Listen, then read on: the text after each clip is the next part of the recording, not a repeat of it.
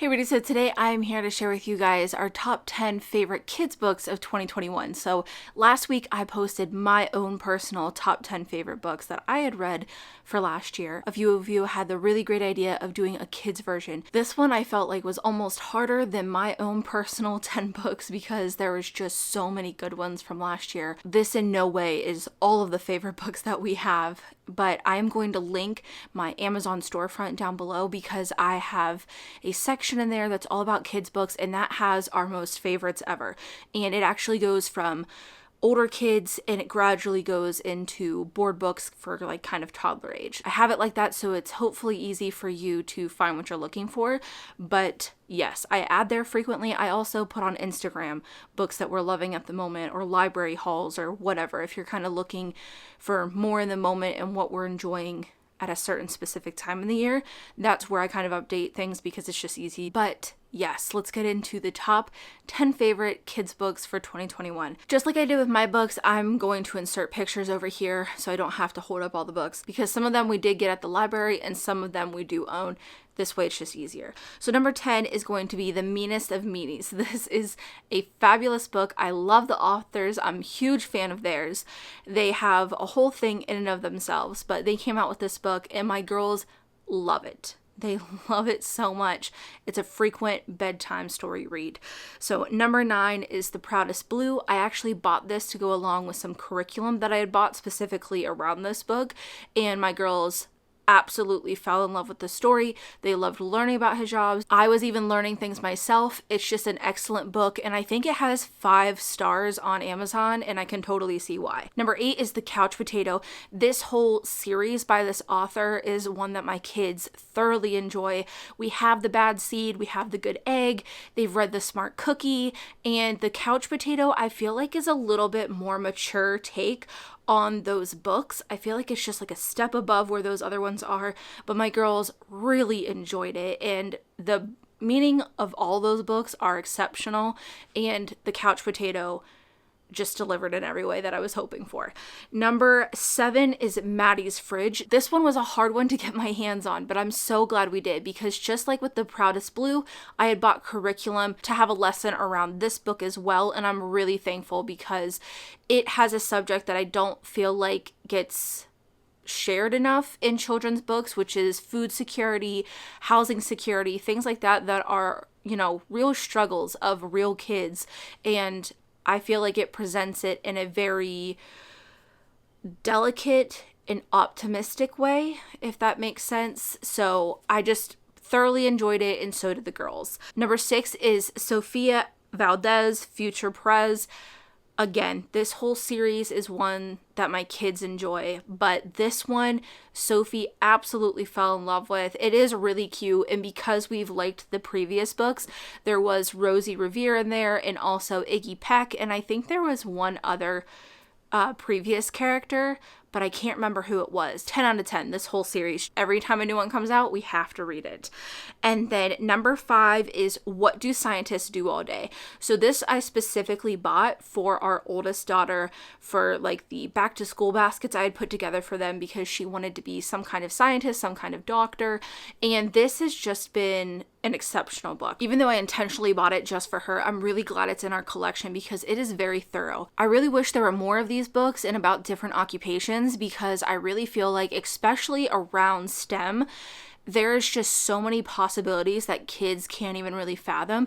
So this book talks all about the different kind of scientists, and there are plenty of them, and it breaks it down into like little mini sections to kind of group them together. Sophie has absolutely loved it. Like, she was so excited to find out that a paleontologist and a doctor are both considered scientists, and so are astronauts, and so are like all these things, and she was so excited to see that because those are all things that interest her. So being a scientist is a broad term, and there's so many different jobs that could be classified under that. I just wish more of these existed. And then number 4 is Wild Symphony. So this is one that honestly I got because I've seen a lot of people talk about it and how cute it was. Even though it is pretty lengthy, it is a little wordy, but they loved it. I mean, we had it checked out for the library for I think about like 4 weeks, and I don't even know the amount of times that we read that book. And there's also a playlist on YouTube that you can play songs and follow along through the pages with, which is just great. Just having it in your home collection, I feel like a lot of kids would enjoy. And then number 3 is this Parks and Rec book. I got this because my husband and I loved Parks and Rec. I mean, we still watch it. We still quote it. It's, still one of our favorite shows. But the girls, I don't think have ever paid that much attention to it. They definitely know and watch The Office with us.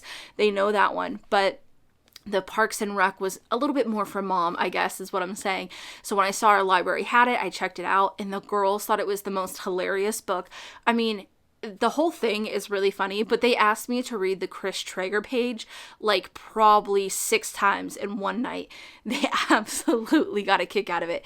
I also did my best to do the voices of each one of the characters that was in there, but just 10 out of 10. You can't go wrong with this. So there's this Park and Recs one. There's also a Dunder Mifflin one, which we own. And then there is also a Friends book coming out. And I don't think it's necessarily the same style, but it is a kid's book. I don't watch Friends, but I just want to put it out there because if you're like me and my husband, we have these shows and it's kind of cute that they're involving the kiddos because things like The Office have become kind of background noise in our house, so our kids can recognize it, and it's really cute that they have books centered around those. And then number 2 is A Girl Like You. So I have definitely heard of this series because there's A Girl Like You, A Boy Like You, and A Friend Like You. And there's also A Teacher Like You, which is actually waiting at my library to be picked up because we haven't read that one. I had just never really gotten around to looking at it, and it was sitting out at my library, and I decided to check it out, and I'm so glad I did, and I wish I would have sooner because it is honestly probably one of my top book recommendations of all times for children. Like, it needs to be in every kid's library.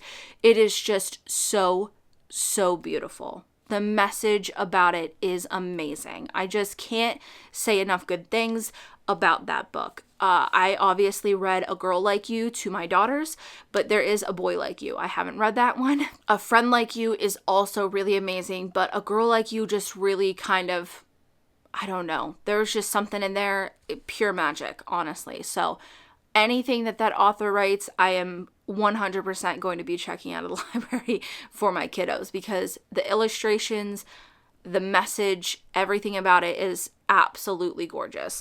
And then the number 1 pick of 2021 is Beautifully Me. So this one I bought because I actually followed the author on TikTok.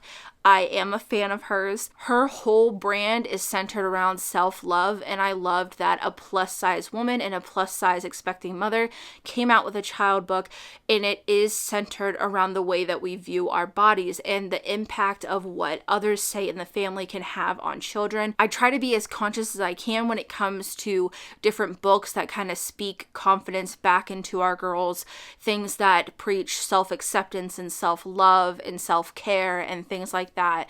And I know that there's going to be expectations set on them outside of the walls of our home when it comes to their bodies, and I just want to do my best to make sure that their internal dialogue is as best as it can be, because I know that if I had that growing up, I feel like that would have made a world of difference. I know it doesn't fix everything, but when the voice inside their head is kind and wants to look out for them and is nice and accepting and loving, it makes such a huge difference. And this book is centered around a young girl who does love herself and finds herself to be amazing, but then she hears the way that her family members talk about themselves, and that makes her have doubt in herself. And it's just such a big, important story and conversation to have that it absolutely belongs on every shelf. I truly believe that. They love any book that they get to call the dad Ba in, so they also enjoyed that as well. But by far and away, it was definitely